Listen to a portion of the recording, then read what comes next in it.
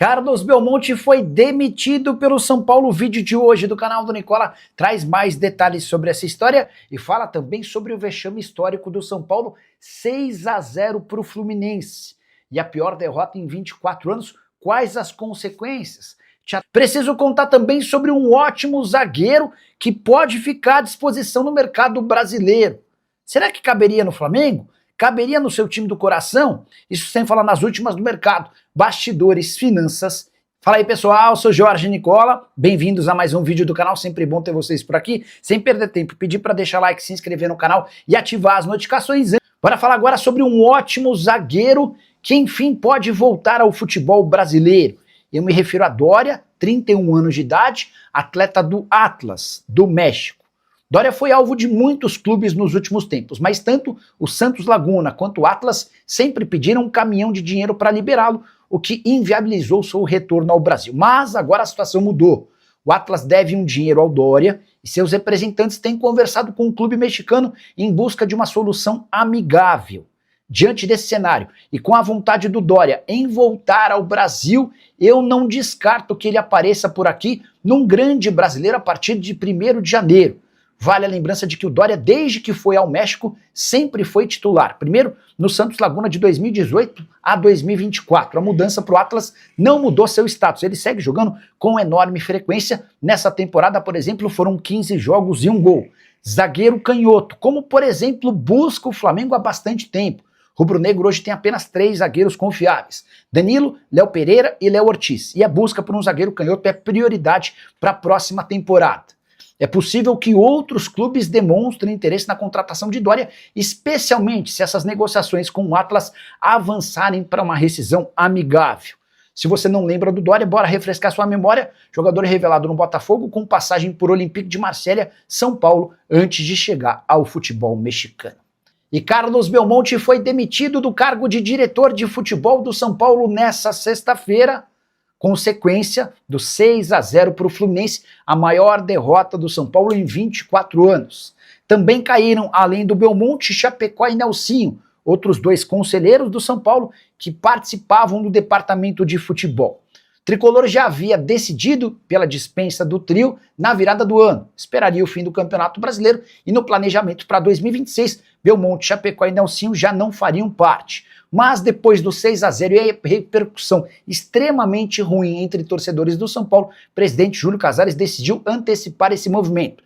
Não haverá um diretor de futebol estatutário. A ideia do clube é profissionalizar o departamento, contando apenas com gente especializada.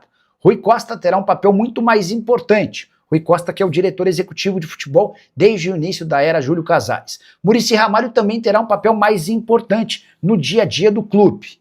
Quero contar também que na entrevista coletiva dessa sexta-feira, o presidente Júlio Casares admitiu responsabilidades, mas falou que homens do departamento de futebol, comissão técnica e os jogadores também são responsáveis pelo momento do São Paulo, que ainda segue na briga por vaga em pré-Libertadores, que melhorou suas condições em relação ao aspecto financeiro, mas tem colecionado uma série de tropeços inaceitáveis. A saideira sobre o Tricolor, 41 conselheiros de oposição apresentaram nesta sexta-feira um abaixo-assinado exigindo a renúncia imediata de Júlio Casares. O documento aponta situações enquadráveis como gestão temerária. Quero assegurar para vocês que não há a menor possibilidade de o Júlio abrir mão do seu mandato como presidente do São Paulo. E para que o impeachment acontecesse, os conselheiros precisariam de uma aprovação de 75% do quadro de conselho deliberativo do São Paulo, número absolutamente impossível diante do apoio que o Júlio Casares ainda mantém por lá. E você, o que pensa sobre a crise no São Paulo? Já usa o espaço para comentário. Só não esquece de deixar like, de se inscrever no canal. A gente se encontra assim que surgir notícia. Tchau. Hora de falar sobre o vexame histórico do São Paulo. O Tricolor tomou 6-0 do Fluminense na noite dessa quinta-feira no Maracanã. É a pior derrota do São Paulo nos últimos 24 anos. Só inferior ao 7-1 que o Tricolor levou do Vasco em 2001 em São Januário. Ah, Nicola, o São Paulo tinha 15 desfalques, verdade, mas 6-0 foi a pior derrota do São Paulo em sua história para o Fluminense. O Tricolor tomou 3-0 no primeiro tempo, mas 3-0 no segundo tempo.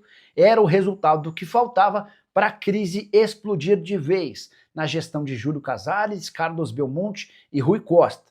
Casares e Belmonte nem estiveram no Maracanã e depois da partida o Luiz Gustavo foi bem duro, afirmando que existe a necessidade de os diretores do alto escalão aparecerem para colocarem a casa em ordem.